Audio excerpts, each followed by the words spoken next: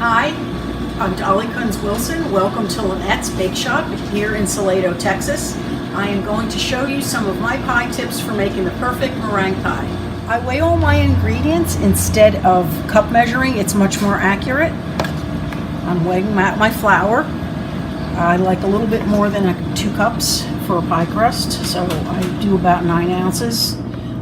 It's sort of a make it up as you go thing, and I use about a teaspoon of salt, and I whisk it together just to combine. To make the crust, I use twice as much oil as milk.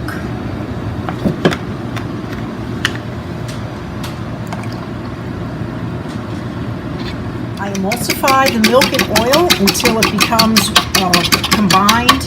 It gets a little bit thicker and it becomes milky looking.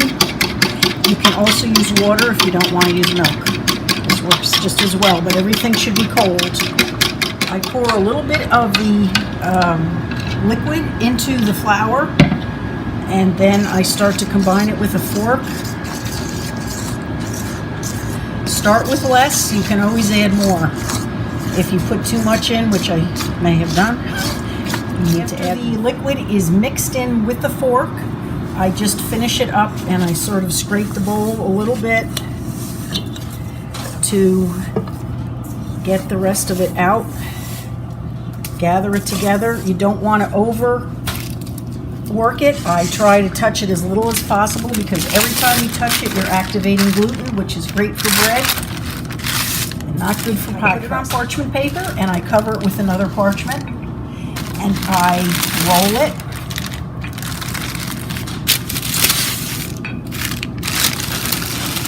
Try and only roll it each way once and maybe a little bit to straighten it out. When you see pictures of people rolling, they're making a tough crust. You try and handle it as very little as possible. Then I peel off the top, take the top parchment off, just put the pie plate down, flip it over, and work the parchment or wax paper off of the bottom crust, and it's going to usually rip some. That's okay, it can be patched. This one's very sticky.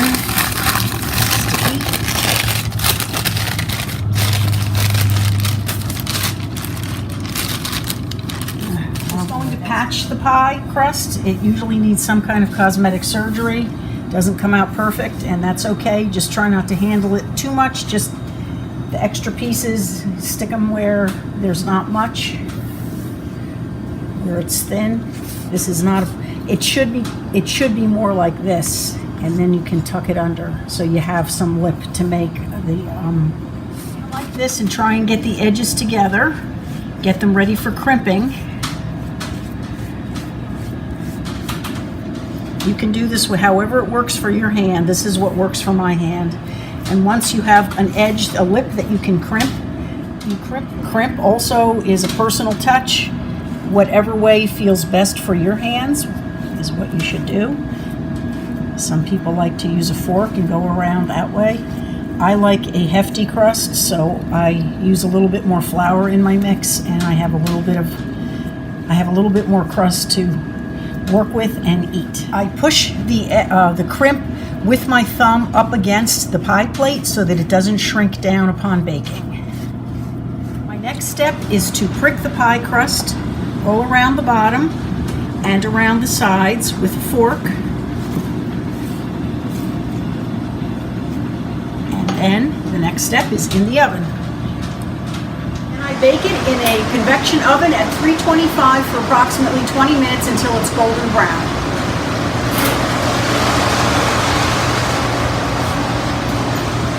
Meringues need room temperature eggs, and so to speed that process up, I use some warm tap water and let them soak a few minutes. I put some boiling water in my mixing bowl for the meringue. I mix it around a little bit, and I also swish my whisk around. It helps to warm it up and gets out any residual grease that may be left on the bowl.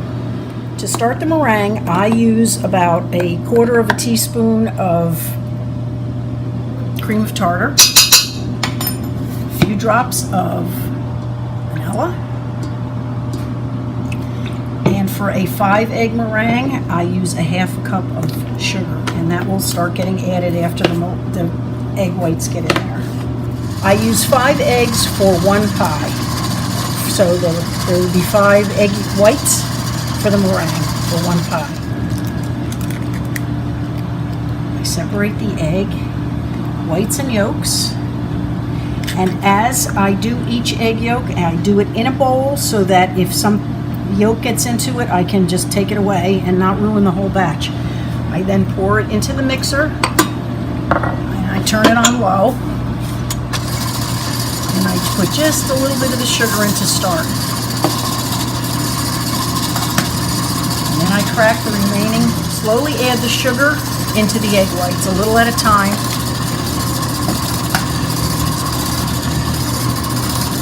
Once I get all 5 egg whites into the mixing bowl, I gradually add the rest of the sugar, and I give it time to just mix around for 5 minutes or so, because you'll see that it changes. The egg whites change as the sugar melts and incorporates with it, and I feel this gives a much stronger, smoother meringue. Mixing about 5 minutes, you can see that the sugar is melted into the albumin of the eggs. It gets opaque looking, then you can start to turn it up slowly. I do this while the filling is cooking, because it's important that the filling be hot when you put the meringue on. As the filling is cooking, I then turn the meringue up a little bit and let it get going a little faster. But the main thing is slow and easy in the beginning to get the sugar completely melted. Then I turn it up when the filling is almost ready. I turn it up to high speed and wait for the magic to happen. It's starting to get thicker. You just need to keep your eye on it at this point so you don't overheat it. Spatula in, and I pull it up to see if a peak forms. You could take the beater off if you want, but this is just easier. So if you have it holds itself up, it's ready. It makes little peaks, soft peaks. You can do it different stages. I like to do it a little bit stiffer, and if the weather is damp, it's important to beat it a little bit longer. Filling, it could be chocolate, coconut, or lemon, are our favorites here. Put the hot filling into the pie shell.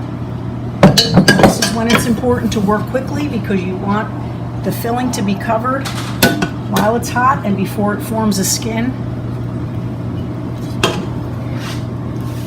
You want the meringue to come up to the pie crust so that it doesn't shrink away.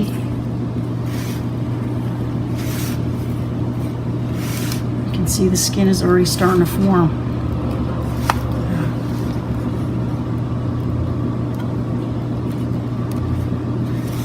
Once I get it covered up so I know it's not getting any air on it, then I put the rest of it.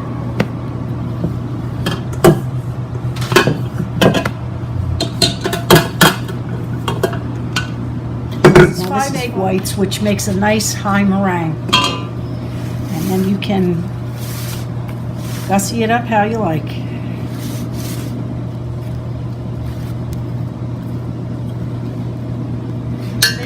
We put a little dot of chocolate on it so that the girls up front know what flavor they're serving. Oven at 325. I started at 6 minutes, and then I spin it around and give it as much time as it needs to be evenly golden brown. After 6 minutes,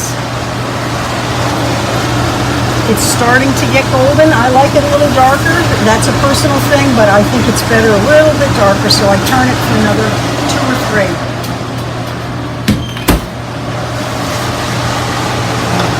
Is golden and perfect. Meringue perfection.